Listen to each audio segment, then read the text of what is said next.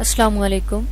کتاب مقدمۃ القرآن by professor Ahmad رفیق اختر صاحب۔ تیسرا پارٹ۔ فلسفی اور سائنسدان جب تصور الہیات کی طرف آتے ہیں تو ان کا سب سے بڑا مسئلہ تصور اور حقیقت وجود کے مابین فاصلہ طے کرنا ہے۔ وہ خدا کے تصور کے قائل ہیں مگر خدا کے حقیقی وجود سے مطلق گریزاں۔ کیا زمانے میں کوئی خدا کا اسپیشلسٹ نہیں گزرا؟ کیا کسی نے بھی زندگی اللہ کو نہیں دی؟ کیا جستجوئے حقیقت کسی انسان کے بس کا روگ نہیں تھی؟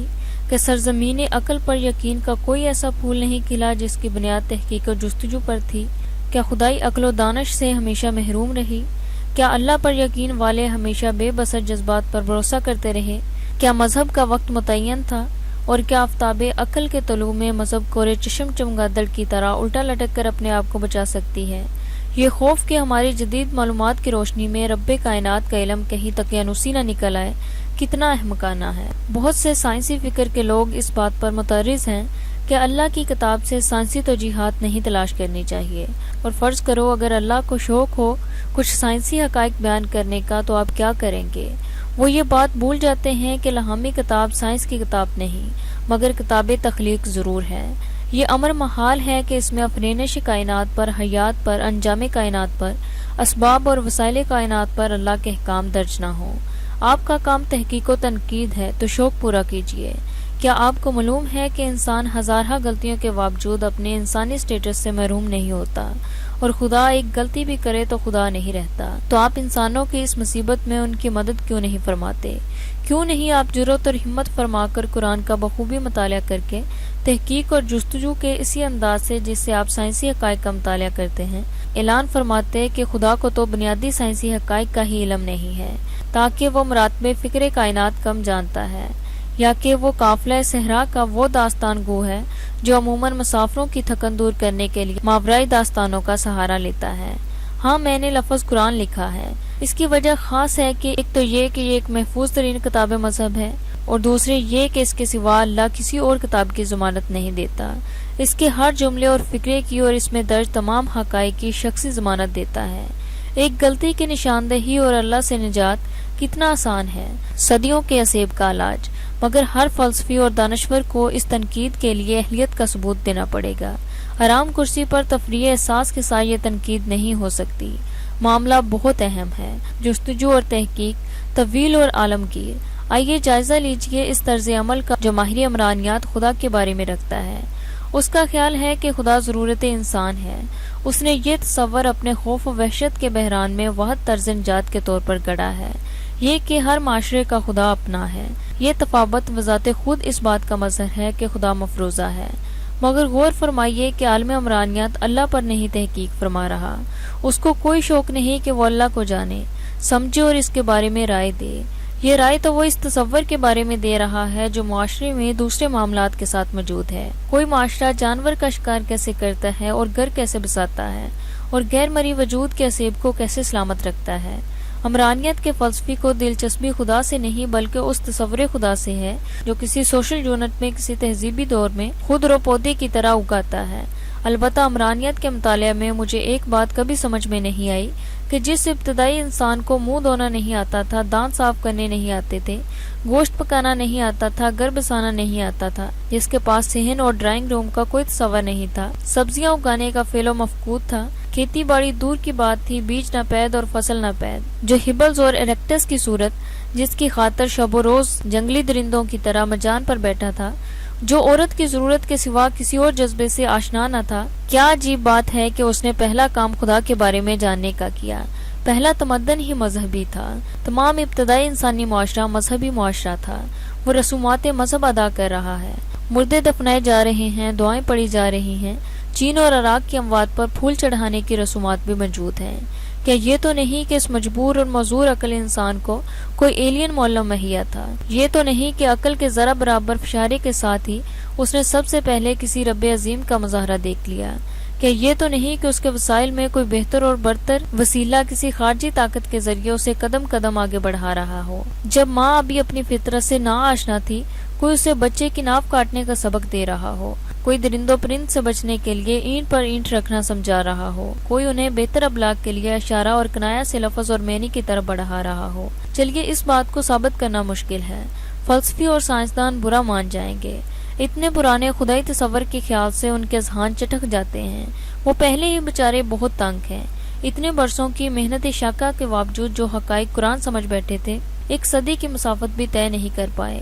کبھی کشش رفتار سے معطل ہو جاتی ہے، کبھی عمومی اضافت خصوصی اضافت سے معطل ہو جاتی ہے، کبھی روشنی سے تیز تر رفتار شعاع ان کے سابقہ نتائج منفعل کر دیتی ہے، کبھی بے یقینی ان کا منہ چڑھاتی ہے، کبھی ایک کائنات متعدد کائناتوں کا پیشی خیمہ بن جاتی ہے، کبھی کوانٹم بے بسی کا شکار نظر آتی ہے، کبھی حیات کی جہالت کی تجدید، ناقص کائنات کا بکھراؤ، مستند مگر سکڑاؤ مخدوش، ازل مخصوص اور مقرر مگر ابد لا انتہا اور مسلسل، ٹوسٹر، اوون، کار، ریل اور جہاز کے یا پھر برودی سرنگوں، کلسٹر، سمارٹ اور نیوکس کے سوا سائنس تفہیم کائنات میں مسلسل ابہام کا شکار ہے، اور جو اصول تحقیق و جستجو سائنس واضح کرتی ہے وہ اتنی دیر بھی قائم نہیں رہتے جتنی دیر صحن میں نسیم سحر کے اشوت رازیوں سے گل نور روز کی آبرو وقت کا تعین تو اضافی ہے۔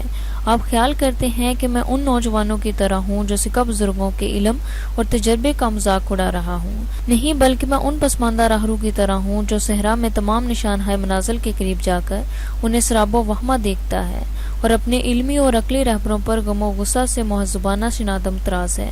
زندگی ترجیحات کی ترتیب کا تعین ہے۔ کہ ذہنی انسان نے یہ نعمت اپنی ذات سے حاصل کی؟ مشاہدہ یہ کہتا ہے کہ یہ صلاحیت ذہن کی قائم بالذات ہے۔ درجات فہم و فراست کیسے بھی ہوں، غیر محسوس طریقے سے ہر انسان اپنی ترجیحات کا تعین کرتا ہے۔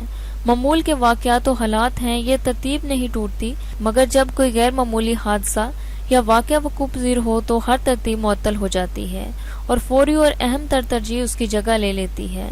ذہن انسان کی دوسری اہم خاصیت ترجیحات کی زمانی تشکیل ہے۔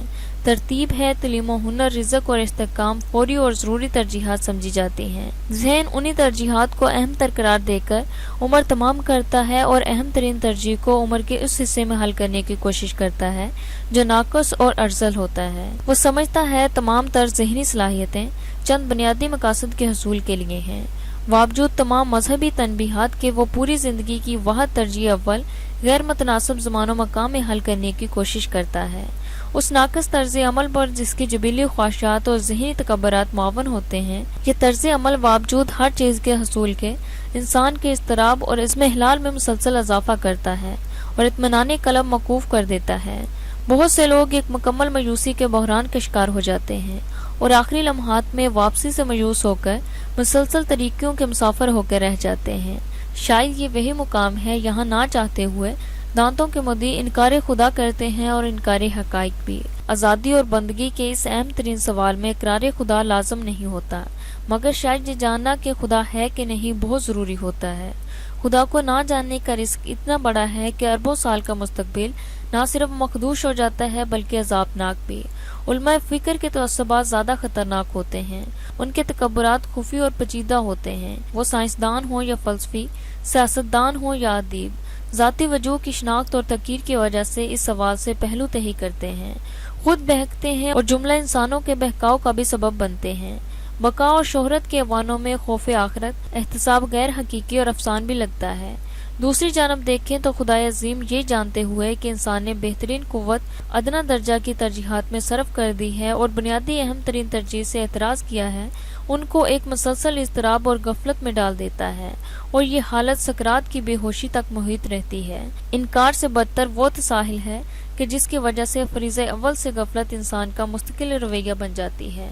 چاہتا تو میں بھی ہوں کہ میں علم و ادب کی شخصیات کا رومانوی تصور بحال رکھوں، مگر جب میں دیکھتا ہوں کہ ایک دانستہ کوشش سے نسل انسان کی اہم ترین ترجیح کو منسوخ کر دیا گیا ہے اور کم اہم ترجیحات کو اہم تر بنا کر پیش کیا گیا ہے اور بقائے حیات کو نجات سے آشنا کرنے کے بجائے غفلت و بدگمانی کا شکار کر دیا ہے، تو یقین جانیے کہ اس گروہ دانشوروں پر ہلاکت انسان کا الزام لگتا ہے۔ شاید یہ وہ مسک ہے جس کا ذکر قرآن حکیم بار بار کرتا ہے۔